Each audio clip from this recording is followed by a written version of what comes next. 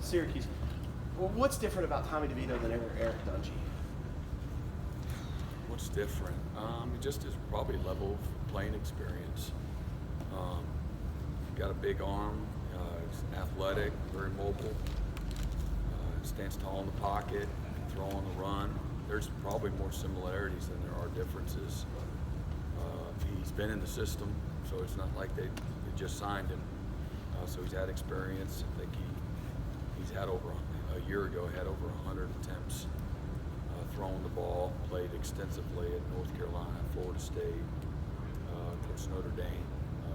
Dungy got hurt early in that game, and has played well.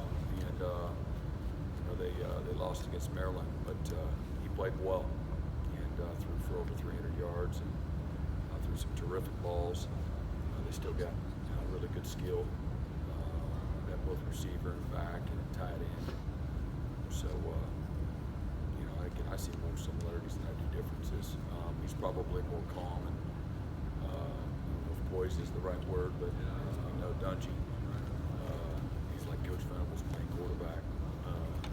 Just with a lot of emotion, more on the sleeve, and DeVito seems a little more calm in his presence, probably leadership-wise.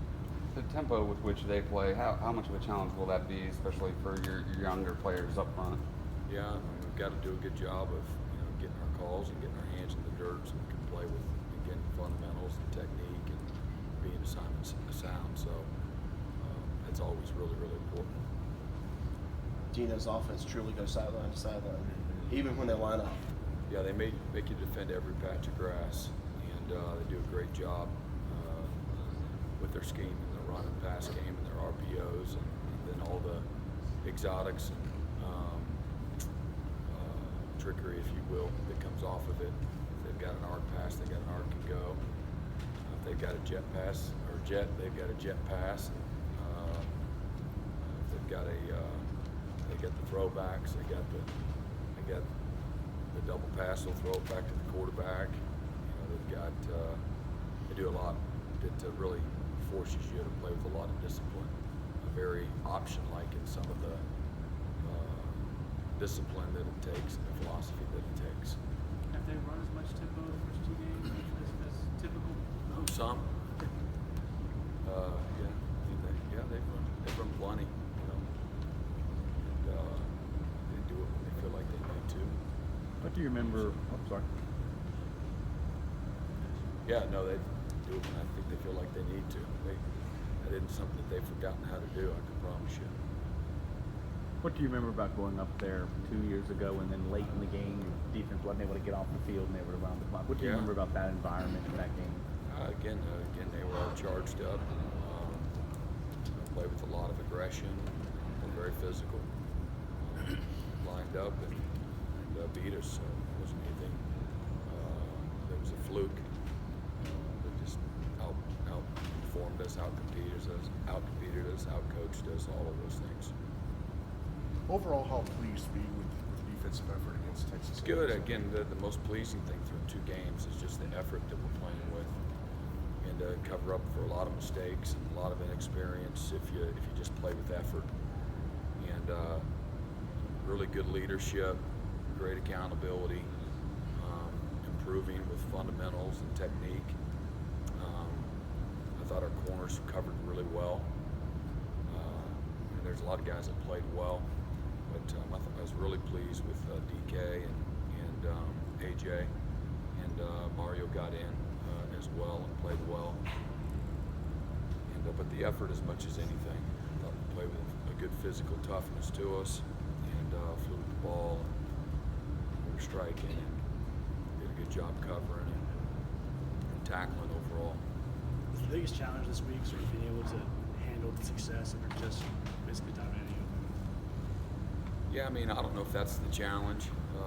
Again, you had some preparation in regards to your first couple of opponents always, just because you don't look ahead to the whole season in fall camp, but you have a little bit extra time if you use your time wisely. Look at your first couple of opponents depending on who they are, and so you got a little familiarity with them, and now you're kind of starting over, so to speak, with Syracuse. coaches, we've played against them. There's a lot of guys that have not played against Syracuse, so we've done no prep work ahead of time, being the third game of the season. So, I think catching them up familiarity-wise with what they do and how we're going to defend it is probably the biggest challenge.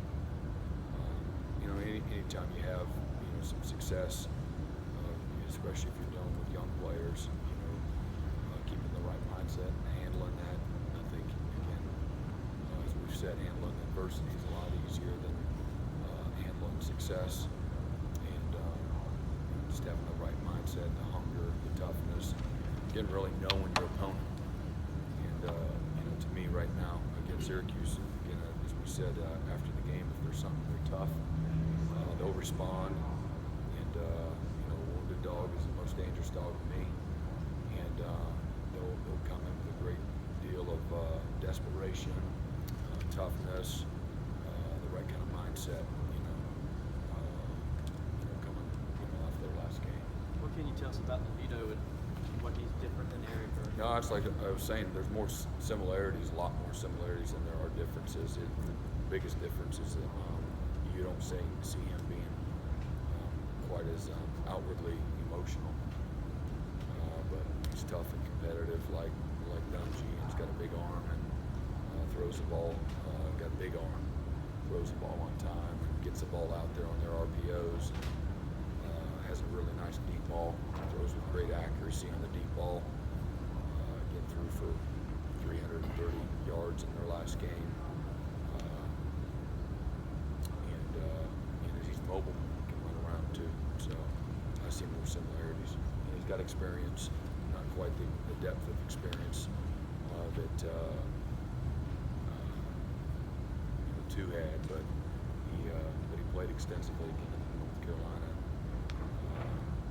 Notre Dame, and the Florida State games last year, and has 2 games under his belt this year.